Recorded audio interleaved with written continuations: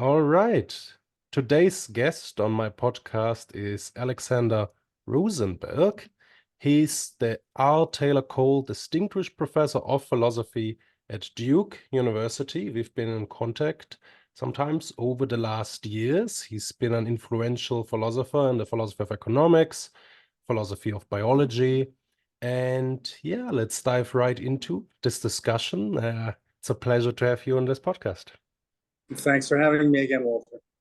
Yeah, so let's perhaps start with a recent event. You were in a letter exchange with Daniel Dennett, it was a couple of years ago, where you discussed with each other what your philosophical disagreements were about being naturalists. Now, both of you think of themselves as being strong naturalists, with philosophy being continuous with the sciences. But what was the major disagreement between the two of you?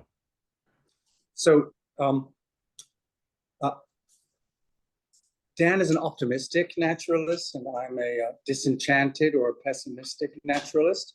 So the difference between us can roughly be identified with regard to the idea of a third philosopher, a very difficult to understand philosopher named Wilfrid Sellars, who introduced the concept of the manifest image as roughly the description of reality that most people think of as common sense, according to which the world is composed of solid, colored objects that have certain texture and characteristics that reveal themselves to our senses.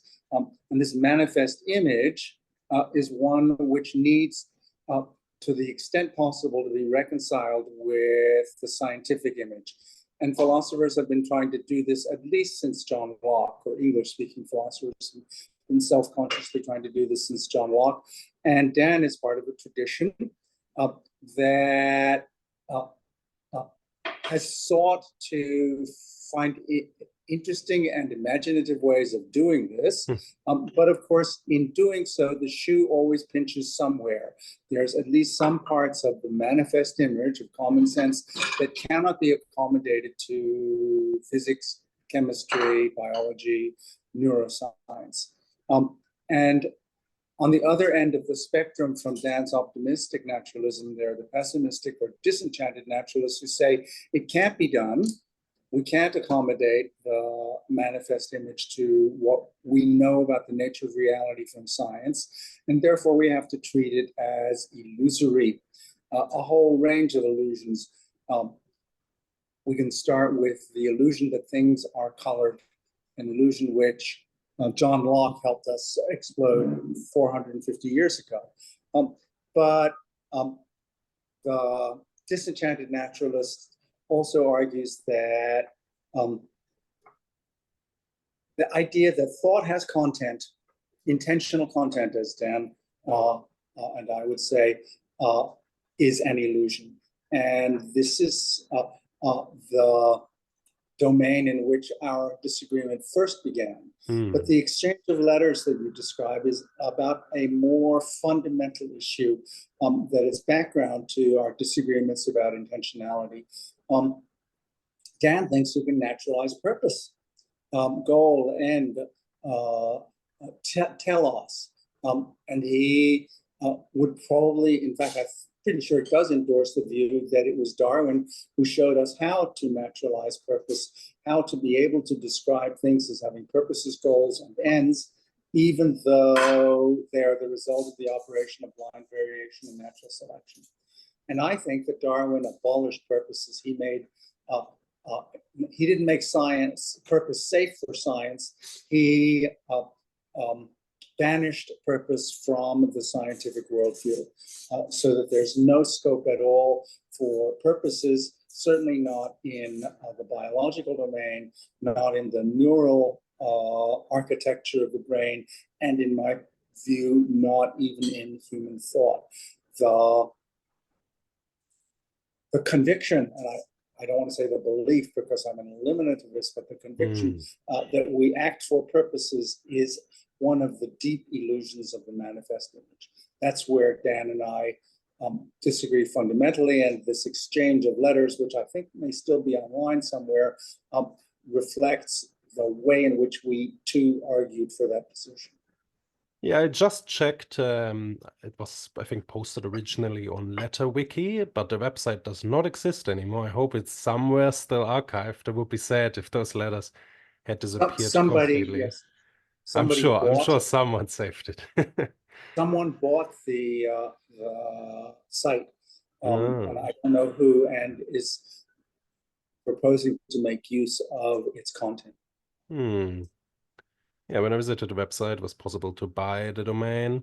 Anyhow, now when it comes to this idea that we don't have thoughts, that's perhaps a philosophical idea that is perhaps the hardest to swallow. If we read about, well, consciousness doesn't really exist, or free will is an illusion, colors don't really exist, I think it's easier to buy into those ideas. Maybe not so with consciousness, perhaps that Not seems like consciousness. something, perhaps that seems like something that seems so undoubtedly the only thing we have direct contact with. But putting that aside for the moment, this idea that perhaps we don't have thoughts, beliefs, desires, that seems to be, yeah, people can't even conceptualize that idea, perhaps even.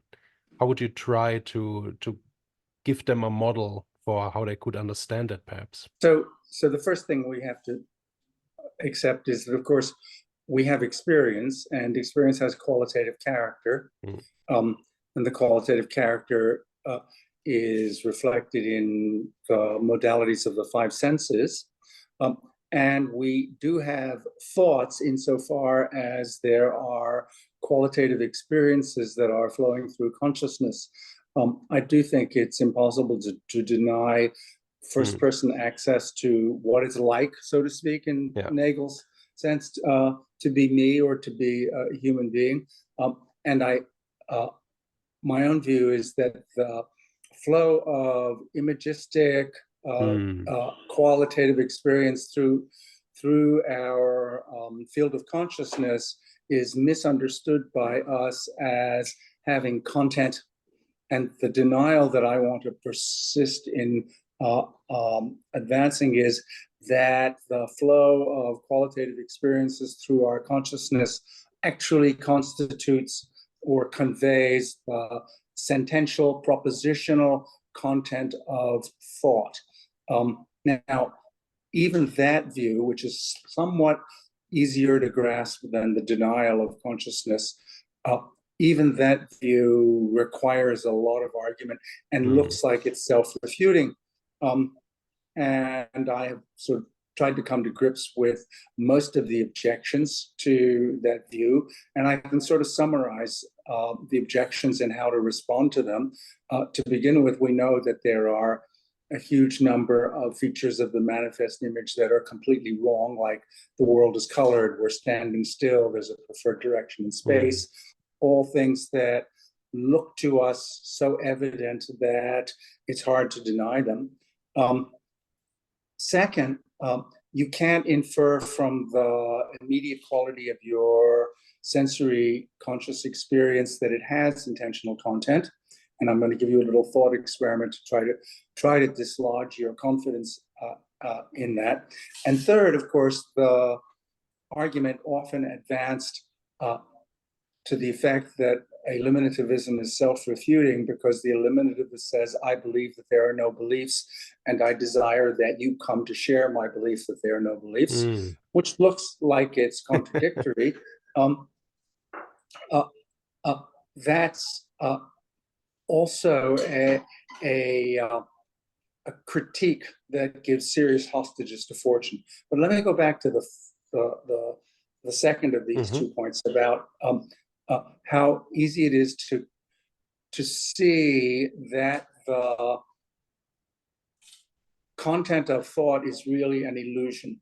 So I'm going to give you a set of noises right now to listen to, and I'm going to ask you what propositional content they convey. You're going to have a set of auditory experiences, hearing my voice, and then I'm going to say, what does that mean? Okay, are you ready? Dogs, dogs, dogs, period.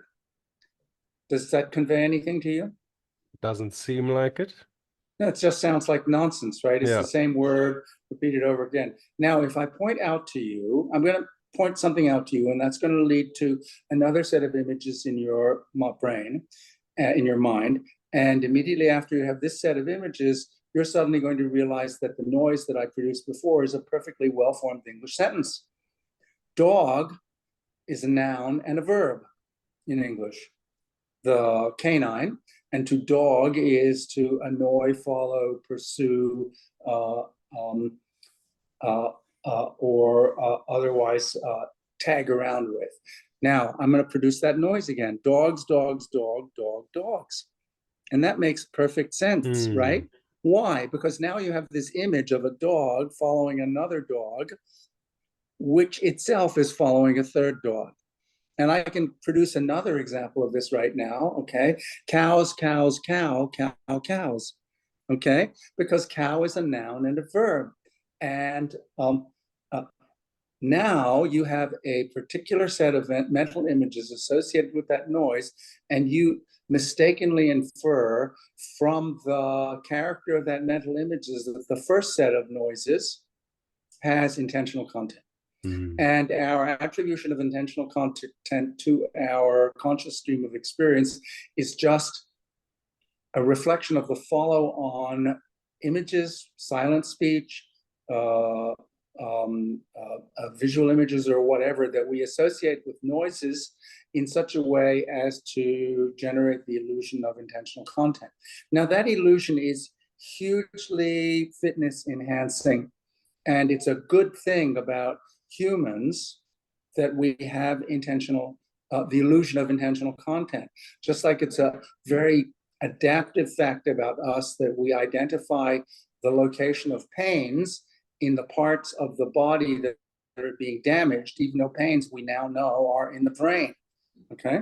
So the adaptive value of the illusion of intentional content is undeniable, but it's pretty easy to see how it could have emerged. Now let's get to the last part of this diatribe defending eliminativism. The eliminativist is accused of producing contradictions, and contradictions we know can't be true.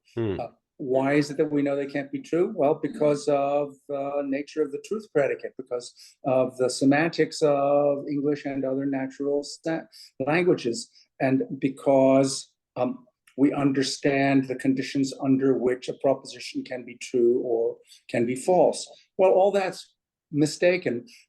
The nature of truth is as vexed a philosophical question as any. And given that we have correspondence theory and disquotational theory and pragmatic theory of truth, and these three theories of truth are competing with one another, and we do not yet have a stable account of what the truth predicate, if there is one, consists in, it's premature to beat eliminativism on its head with the stick of the truth predicate when we don't know what truth is, okay? So let us pursue our philosophical and other investigations into the nature of truth, okay? And maybe at the end of the day, we'll find ourselves in a position either to say that the eliminativist engages in a pragmatic or a logical contradiction, or maybe we won't. But until that program is satisfactorily completed, the truth warrior doesn't have the right to claim that the eliminativist is contradicting himself. So how would you then respond to the probably common argument that if you give anyone a text where you try to argue for eliminativism, that none of those words mean anything? Oh, that's correct. None of those words do mean anything. Okay. And I think I have at least indicated to you the kinds of data which the eliminativists would appeal to suggest that the content of thought is illusory in its intentional character. Okay. Now, might the derived intentionality of print and vocal communication be real intentionality? I don't know. I doubt it. But if an alternative account can be given, particularly a behavior-rich account of human linguistic competence, we can free ourselves from the illusion that all the meaning of speech and writing is a matter of original intentionality, interpreting physical disturbances as symbols. Now, I think both in your book, The Atheist's Guide to Reality and How History Gets Things Wrong, you offer this alternative model of thinking about intentionality, where Correct. we might think of maps in the brain as a different way we might perhaps try to understand how cognition works. Well, that if we seek to understand cognition from the cognitive neuroscientific point of view, and we make a close study of how the hippocampus records information about the environment and then how the brain employs this information in controlling behavior, that's another extremely powerful argument for eliminativism. Since Nobel Prizes have been given for the discoveries that show exactly how the rat locates itself in its environment without any need to attribute to the rat what Dan Dennett would call the intentional stance. Could you go into some more detail into those experiments for those viewers who don't know about them? Sure. So Eric Kandel, through the last third of the 20th century, pursued a research program in which he identified the macromolecular changes in the neurons of the sea slug, the Plagia californica, that constitute conditional learning, classical Pavlovian conditioning. And he showed that classical Pavlovian conditioning consists in those modifications to concentrations and gradients of somatic genes that are driving the building of and the operation of synapses. And then O'Keefe, an American working in Britain, discovered the place cells, that is to say, the cells in the hippocampus of the rat's brain in which the macromolecular mechanisms that Kandel had uncovered in the sea slug are replicated and change in ways that record the position, the location of the rat in its cage. And then about 15 years later, the husband and wife team of the Mosers, a Norwegian couple, discovered the grid cells, which are sets of cells in the medial endorhinal corpus, which fire selectively at locations given the locations that the rat is in the cage, which are then transmitted to the place cells and locate the rat for purposes of, and excuse the word purposes, but for determining its subsequent behavior, again in the hippocampus. And this model of information storage and deployment has been confirmed in a large number of other mammals, up to and including primates like human beings. And in fact, the whole research program starts in the 1950s with the human patient HM, who was treated for serious epilepsy by a lobotomy that destroyed his hippocampus and left him free of the seizures, but also incapable of forming short-term memories, and then subject to 50 years of intensive study by cognitive neuroscientists who located the memory storage, information storage of the human brain in the hippocampus. And this, of course, inspired the laboratory scientists to see what they could learn about the homologous organ in rats and other organisms.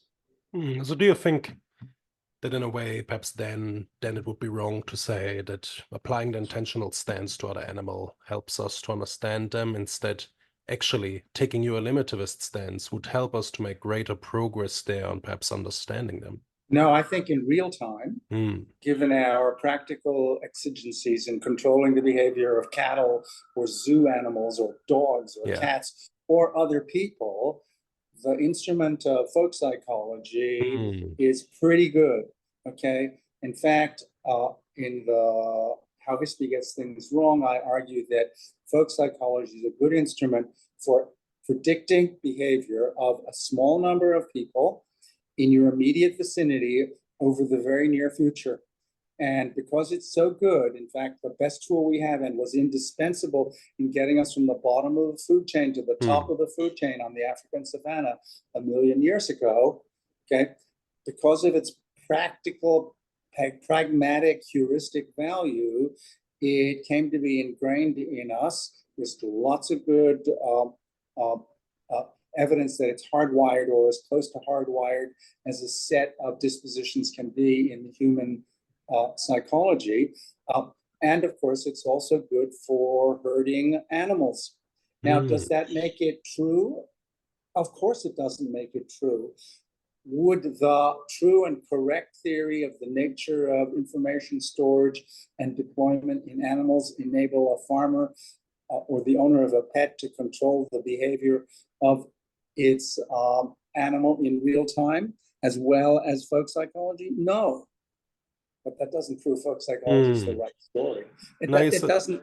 And so just, Ptolemaic astronomy worked for 1,000 years to enable us to locate ships on the surface of the sea. Did that make it correct? No. Right. Now you said that folk psychology especially is useful for the short term and for people that are close to us.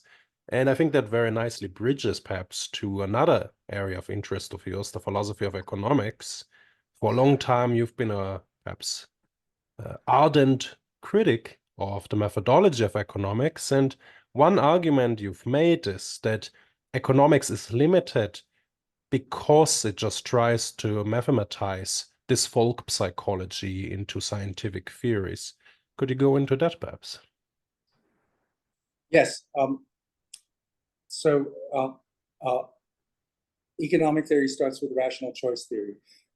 Rational choice theory says that our behavior is determined by the joint operation of expectations and preferences, and that we maximize preferences subject to expectations, that expectations are sets of beliefs that about probabilities of various outcomes.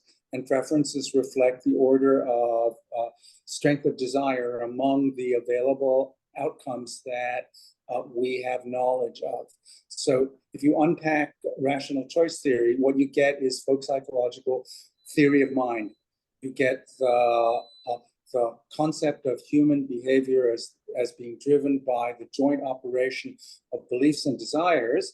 And of course, our brains encode indefinitely large numbers of desires and indefinitely large numbers of beliefs. And what is it that puts the beliefs and the relevant beliefs and the desires together to drive behavior? It's the intentional content of both of them. So when we engage in behavior, typically we cite or others cite a set of beliefs and a set of desires that bring about this behavior where the beliefs function roughly as a description of the most efficient means to attain the desires. Now, the utilitarian marginalist economists of the 19th century are the ones to whom we owe the insight of attempting to mathematize this folk psychological theory of mind, okay, and turn it into the foundations of an empirical science.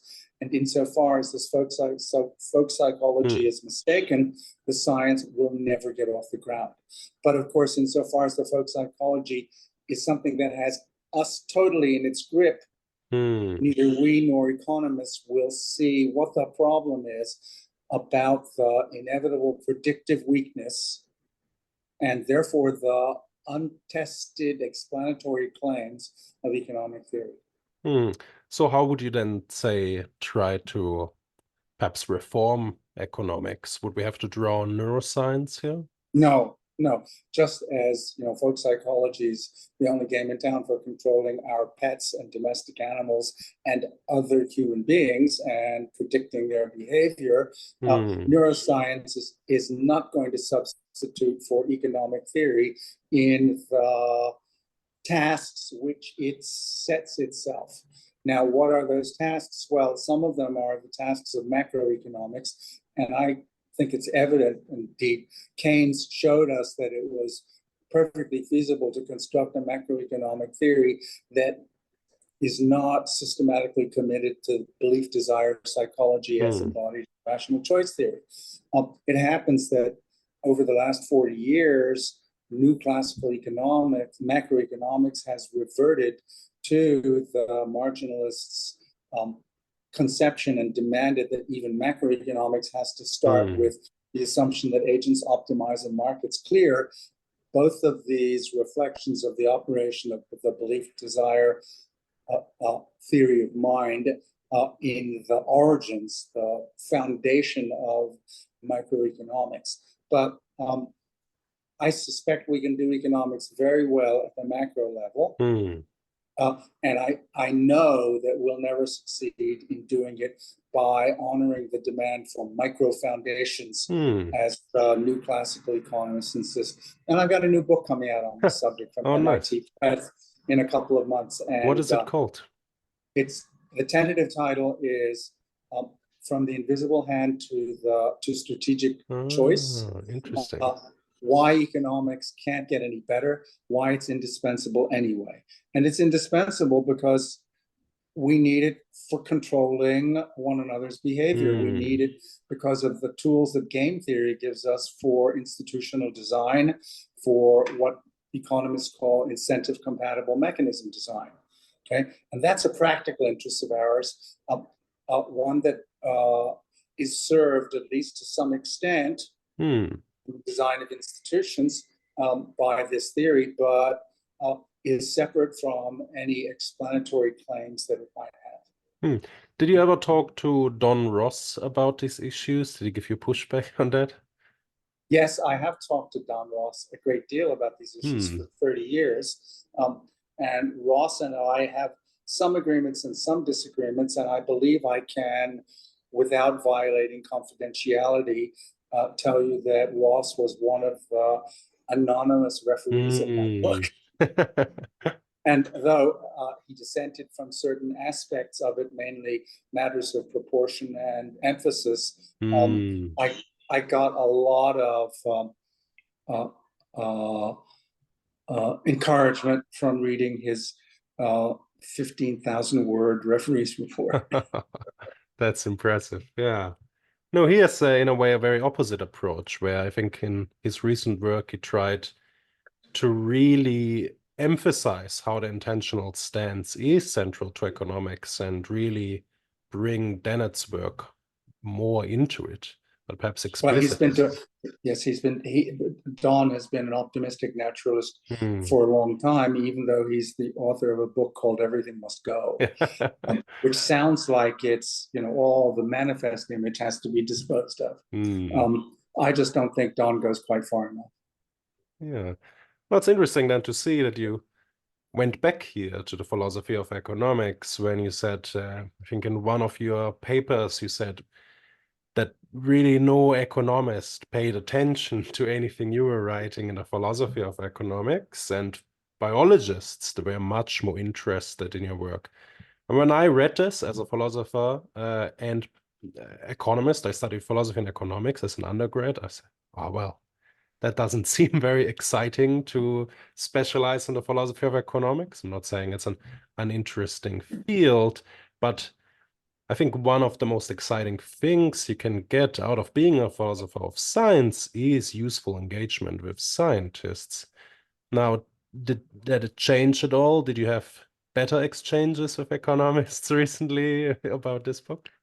So you've got my biography pretty well pegged. I started out in the philosophy of economics. In fact, I wrote the first dissertation on the subject, and it was tactically a very wise choice because there was no literature in the field, and so I didn't have to write a literature review, and everything I was able to publish immediately became sort of founding documents. But I was soon followed by Dan Hausman and many other very excellent philosophers, and all through the period, economists couldn't care less what we thought. The general attitude was reflected in a book by Deidre McCloskey entitled The Rhetoric of Economics, in which basically she argued that good economics is whatever economists say it is. And they weren't interested in anything we had to say. But as you say, biologists have always been interested in enriching their field by discussion with philosophers. So Dan and Richard Dawkins, Elliot Sober and Richard Lewontin, Michael Ruse and Ed Wilson, pairs of philosophers and biologists who worked together synergistically over a very long time.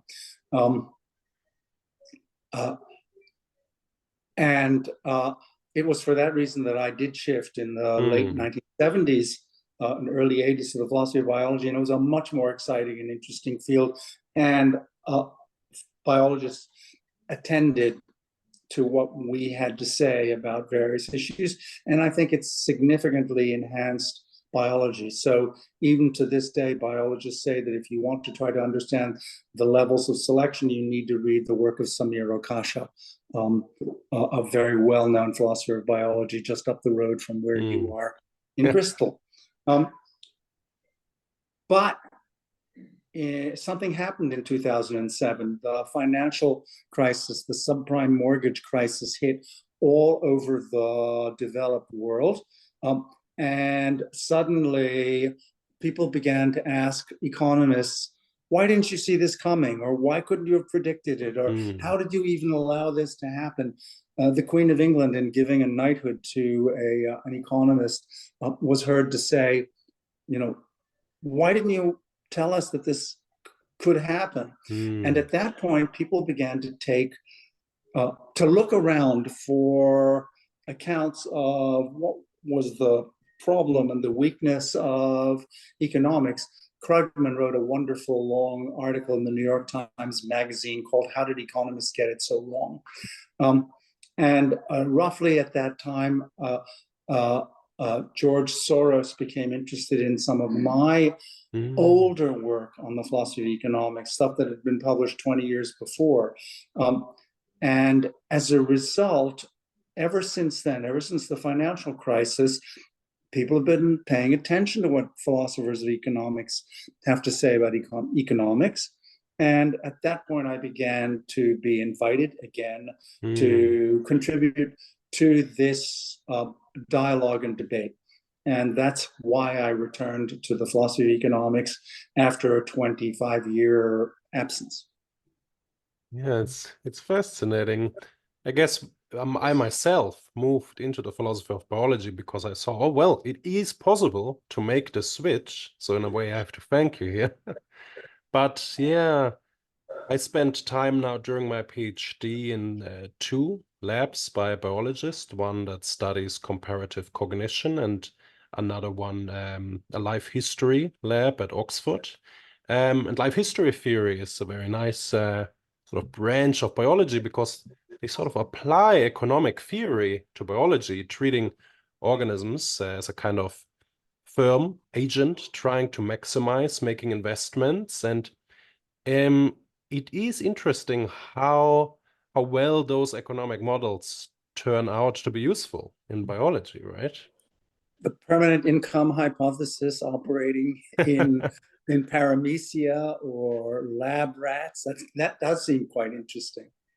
Yeah, at least to the extent that we can treat them as agents that try to maximize and make decisions. And perhaps we can explain here how, at least in my work, I've tried to explain consciousness in this way by arguing that this need for a common currency of evaluation that could help organisms make decisions gave rise to these Benthamite creatures, similar to perhaps what Dennett might call the Gregorian creatures. Skinnerian creatures are a different kind of creature.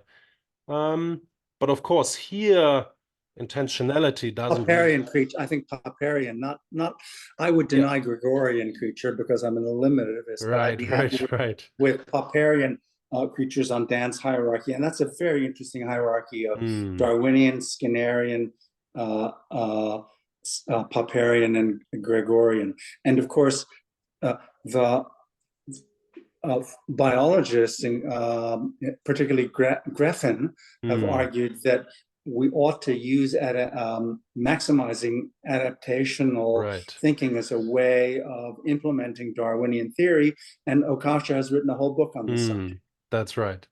Yeah, do you think then that could give a better justification for standard economic theorizing? It's not that far off from what biologists often do. It could certainly provide an avenue for employing some aspects of economic theory. Indeed, the part of economic theory that goes back to Frank Ramsey as the social planner model, in which the organism has to decide about dividing activity between leisure and production over a lifetime that will maximize something which we can call utility. And that may be a very attractive model for systematizing the behavior of any creature that has been designed by 3.5 billion years of relentless natural selection. Yeah. Now, I guess you've also written a bit about how function talk in biology is perhaps a bit overly optimistic in trying to naturalize purpose. What is your main argument here? So we anatomize organisms by identifying the function of their components roughly on a model of the function of artifacts that we create, or the role of parts of our own anatomy in meeting our own needs. And the way in which we divide up the human and animal physiology generally reflects what we might call the manifest image and common sense. It's very unlikely that natural selection operates in such a way as to carve out as natural kinds the particular kinds that characterize our descriptions of ourselves and other parts of biological nature. When you think that every trait of every organism, like the long neck of the giraffe, is the result of a response to myriad different causal forces, and not just to the presence of delicious leaves high in the eucalyptus tree, you begin to see that the etiology of selected effects that we identify as delivering or defining or determining the function of a particular piece of anatomy is, if not arbitrary, at least significantly incomplete. And the long-term trajectory of any particular component of an animal or plant physiology is going to respond to so many different kinds of selective forces that to pick one of these out as delivering the function seems to me to be, from a realist point of view, unwarranted. Could certainly be warranted from practical points of view. You know, the function of the dairy cow's udder is to deliver milk. Well, that's much more a reflection of our own schedule of interests in anatomizing domestic animals than it is of Mother Nature's dividing nature at the joints. Now, during my PhD, I was part of Paul Griffith's grant on trying to naturalize health and disease. And at least here, one of the core arguments is that we couldn't do biology if we can't make a distinction between pathological traits and normal healthy traits, because we need those in trying to define what the appropriate individuals are of a species. And it looks like we need functions in order to do that. Indeed, best argument in favor of the selected effects theory of functions is that it gives us dysfunction. By contrast with other competing theories of functional vocabulary. So I do not condemn functional language as therapeutically and technologically indispensable. But we shouldn't mistake it for a description of the fundamental nature of reality. So perhaps including biological reality. Right. Now, I guess we can ask the question of how deep does the eliminativism go for you? Is biology even a science? Goes all the way down to chemistry. I'm sorry to interrupt. So biology has to be reinterpreted in a sense from a realist perspective. It's more of an instrumental science then. So I wrote a book back in the 90s called Instrumental Biology or the Disunity of Science. And I'm inclined to continue to endorse the view of biology as an instrumental science, by contrast with chemistry and physics, which are best viewed from the stance of realism, scientific realism. Right. Is it because if we look for natural kinds, we might find them in chemical elements, perhaps, but there's nothing like that in biology? Yes, that's fair. I think the only kinds that there are in biology are the kinds that are characterize the Darwinian theory, that is selective for forces that produce variation and forces that filter the variation. Now, another idea, at least that's a big difference between you and Dan Dennett, is how we can naturalize morality. Now, for Dan, that's not a problem at all, but you call yourself a nice nihilist. What do you mean by that? So when Dan tries to naturalize morality, he's just waving his hands. If you read the last 4 chapters of Darwin's Dangerous Idea, in which he invokes Nietzsche as a Darwinian, you shake your head in disbelief. How could this fantastically insightful and deeply correct book about Darwin and the implications of Darwinism for so much of science, philosophy, and culture get it so wrong when it comes to ethics? And of course, the problem is that hardly anyone wants to face up to the reality that you can't infer aught from is. And Darwin's theory gives us such a compelling account of not only the nature of the biological domain, but why we humans make normative avowals of various kinds, okay, and why it is to our selective advantage for us to do so, okay, that he and others think they can somehow either pull the wool over their own eyes or other eyes and transform this purely descriptive and factual claim into a set of normative judgments that have moral force. And I just get off the train at that point.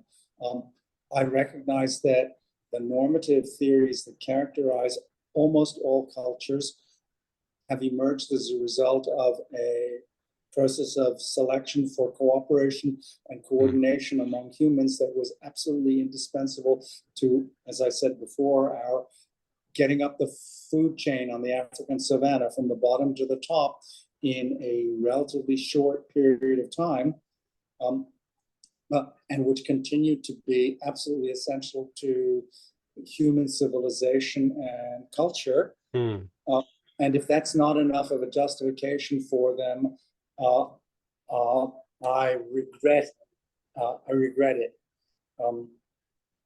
Maybe I should think about the wife of the Bishop of Worcester, who after listening to Huxley defend Darwin at the British Association in 1860, said to her companion, "Descended from monkeys?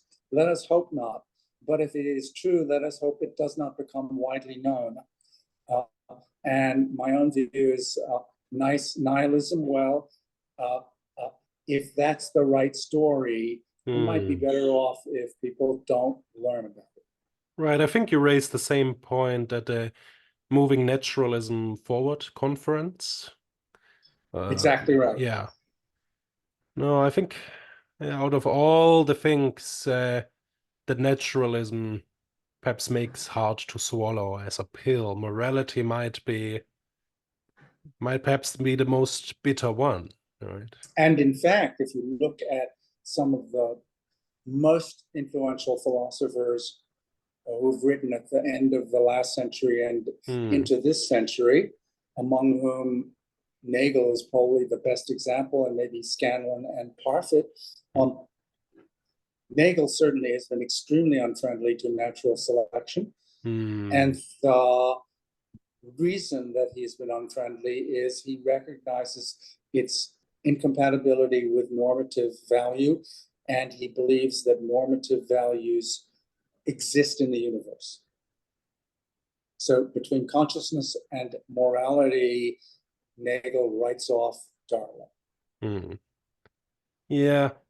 I'm always astonished when perhaps I call out that book, but there's actually many more people than I would have hoped for that think he's really onto something in that book.